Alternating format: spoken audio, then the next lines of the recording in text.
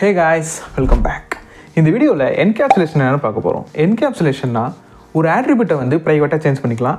Maybe இதை நம்ம change பண்ணுறதா இருந்தாலும் மாடிஃபை பண்ணுறதா இருந்தாலும் இன்னொரு ஃபங்க்ஷனை கிரியேட் பண்ணி தான் மாடிஃபை பண்ணுற மாதிரி இருக்கும். இது எப்படி ஒர்க் ஆகுது சின்ன சின்ன எக்ஸாம்பிளை பார்த்து தெரிஞ்சுக்கலாமா? இப்போது நான் ஒரு கிளாஸை க்ரியேட் பண்ண போகிறேன். கிளாஸ் காலேஜ் அப்படின்னு சொல்லி ஒரு கிளாஸை க்ரியேட் பண்ண போகிறேன். இதுக்குள்ளே நான் ஒரு ஃபங்க்ஷன் க்ரியேட் பண்ணிக்கிறேன். ஃபங்க்ஷன் init அப்படின்னு சொல்லிட்டு கொடுத்துட்டு இதுக்குள்ளே நான் செல்ஃப் அப்படின்னு சொல்லி கால் பண்ணிக்கிறேன். இப்போது self dot college underscore name கொடுத்துக்கிறேன். இதுக்குள்ளே நான் ஒரு நேம் கொடுக்க போகிறேன். லைக் விஐடின்னு கொடுக்குறேன். ஓகே, நெக்ஸ்ட்டு இன்னொரு ஃபங்க்ஷன் க்ரியேட் பண்ணிக்கிறேன். Like def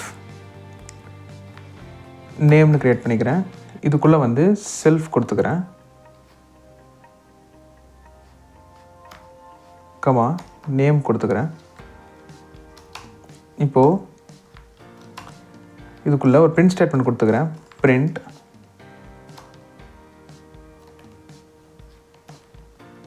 student name is அப்படின்னு சொல்லிட்டு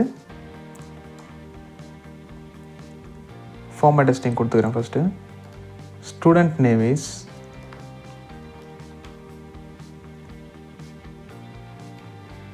கொடுத்துட்டேன்.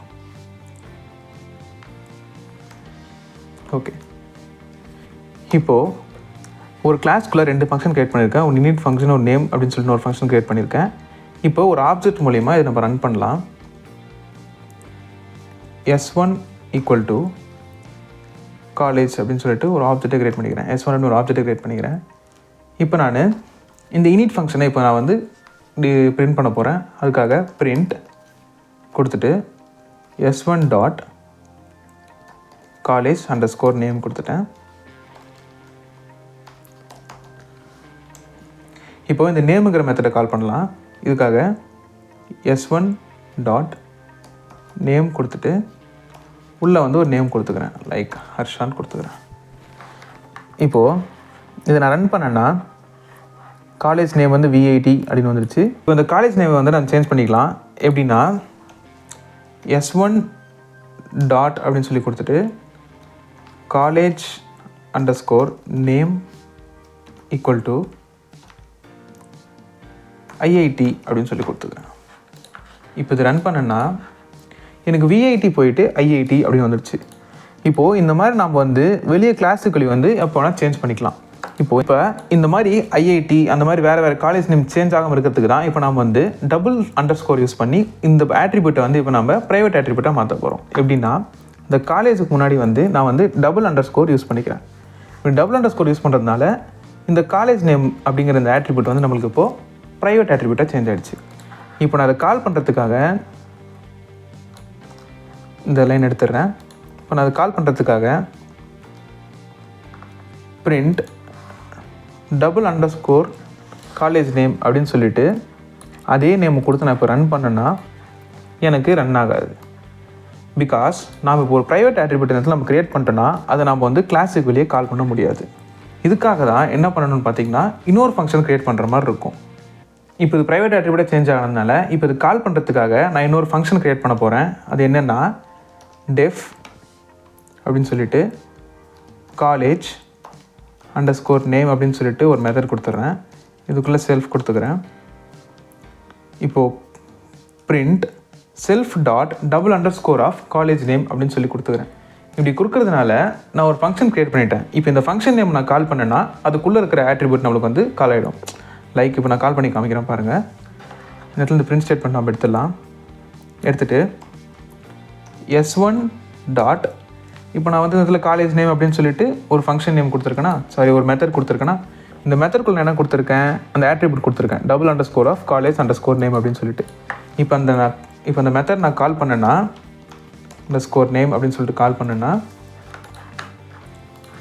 எனக்கு வந்து VIT student name is Harsha அப்படின்னு சொல்லி வந்துடுச்சு.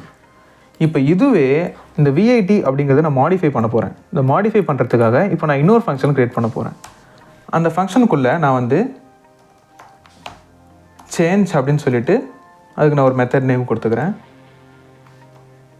இந்த ஃபங்க்ஷனுக்குள்ளே நான் வந்து இப்போ சேஞ்ச் பண்ண போகிறேன். இப்போ இதுக்குள்ளே செல்ஃப் அப்படின்னு சொல்லி கொடுத்துட்றேன்.